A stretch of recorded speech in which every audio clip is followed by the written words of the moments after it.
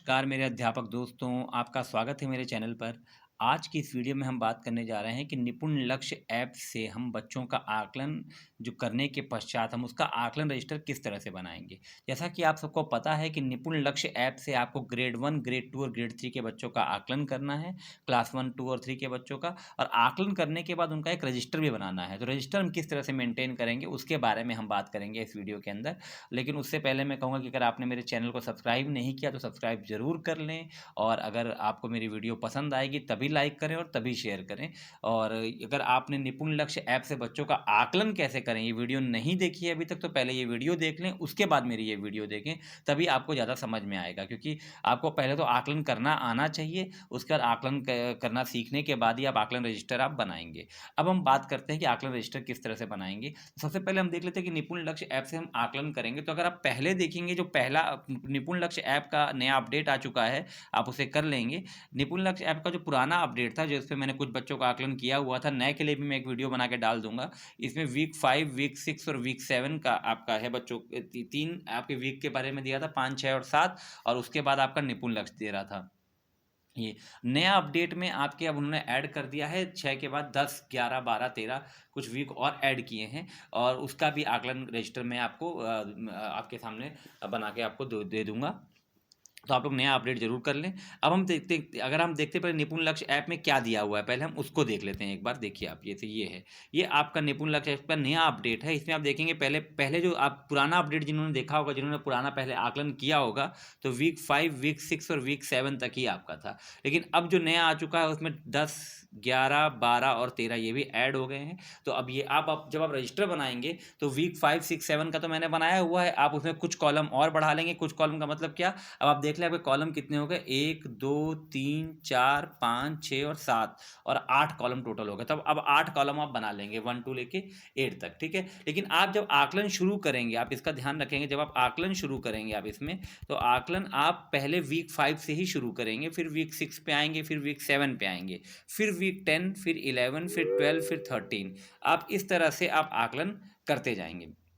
और सबसे लास्ट में आप जो है वो फर्स्ट पे आएँगे, ये याद रखिएगा आप। समझ गए? जो इसका स्टार्टिंग कैसे है आपकी मैं फिर से बता देता हूँ। देखिए इस तरह से चलना है आपको, ये रहेगा फिर इसके बाद आप जाएँगे सीधे वीक 2 पे यहाँ पे, यहाँ का इसको करेंगे आकलन, फिर यहाँ से फिर आप ऐसे मुड़ लेंगे और यहाँ तक आएँगे और वीक 5 तक यहाँ पे आने के बाद वीक 13 पे आने के बाद फिर आप लास्ट में यहाँ पे जाके आपका आकलन खत्म हो जाएगा।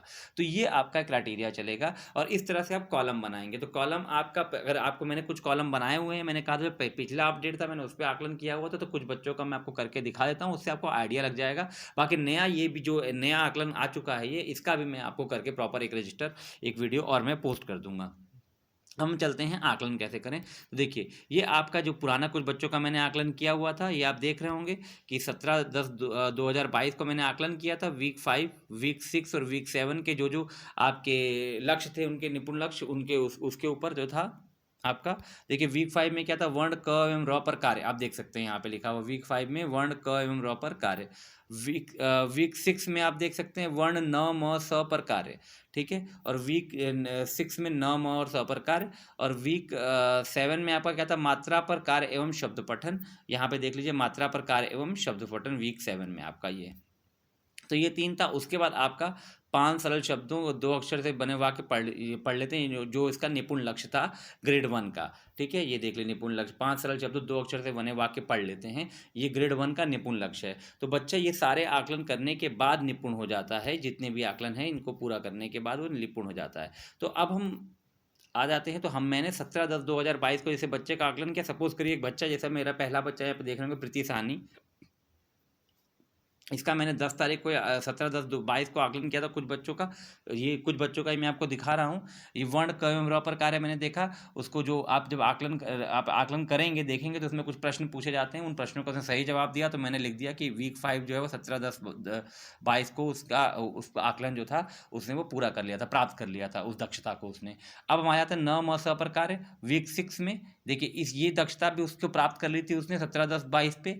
अब आया था मात्रा प्रकार एवं शब्द पठन, ये दक्षता भी उसने प्राप्त कर ली थी। जो निपुण लक्ष्य में प्रश्न है उनका उसने जवाब दिया था, लेकिन वो 5 सरल शब्दों और 2 अक्षर से बने वाक्य नहीं पढ़ पा रही थी, यानी उसने निपुण लक्ष्य भी प्राप्त नहीं किया था 17-10-2022 को। ऐसे ही सेम आकृति के साथ भी था, उसने भी जो वीक 5 का था दक्षता थी वर्ण, क एवं र प्रकार है वो उसको पता थी, तो इसलिए मैंने वो डेट डाल दी है। मैंने उसको दक्षता पता थी, इस डेट तक इसको ये दक्षता में निपुण थी ये, तो मैंने वो डेट डाल दी है कि इस डेट को ये निपुण थी। देखिए वर्ण न म स प्रकार पर भी वो निपुण थी, और मात्रा प्रकार में शब्द पठन पर भी वो निपुण थी।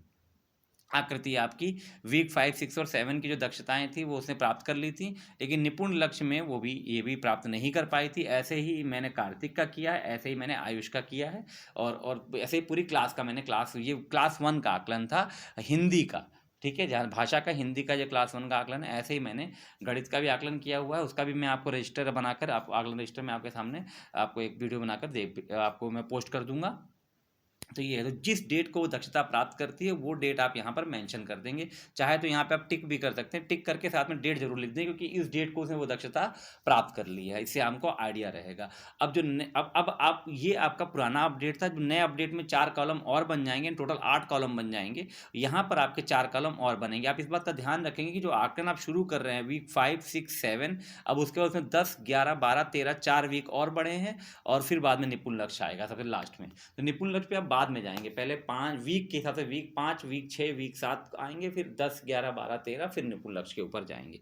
तो इस तरह से आप बच्चों का आकलन करेंगे, और उसको आप एक आकलन रजिस्टर में हर क्लास ग्रेड के, ग्रेड 1, ग्रेड 2, ग्रेड 3 के आप मेंटेन करेंगे। मैं हर ग्रेड का आपको आकलन रजिस्टर में आपको बच्चों का बनाकर एक आपको आइडिया आपको उससे मिल जाएगा। इस तरह से आप अपने स्कूल का भी, विद्यालय का भी आकलन रजिस्टर अपने पास आप मेंटेन करके रख सकते हैं बच्चों का। और आकलन बहुत ज़रूरी है बच्चों का करना, तो इसी से आपको आइडिया लगेगा कि बच्चों का स्तर कहाँ पर है, बच्चे कहाँ किस लेवल तक जा रहे हैं, और वो उन्होंने निपुण लक्ष्य प्राप्त किया है कि नहीं किया है। और अगर आपने अब निपुण लक्ष्य ऐप से अपने बच्चों का आकलन शुरू नहीं किया है, तो आप अपने बच्चों का आकलन निपुण लक्ष्य ऐप से जल्द करना शुरू कर दें। तो अगर आपको मेरी वीडियो पसंद आई हो तो वीडियो को लाइक जरूर करिएगा, और शेयर जरूर करिएगा। पसंद आई हो तभी लाइक करिएगा, और पसंद अगर वीडियो आ जाती है तो फिर चैनल को सब्सक्राइब, अगर अभी भी आपने नहीं किया है तो चैनल को सब्सक्राइब जरूर करिए। धन्यवाद दोस्तों।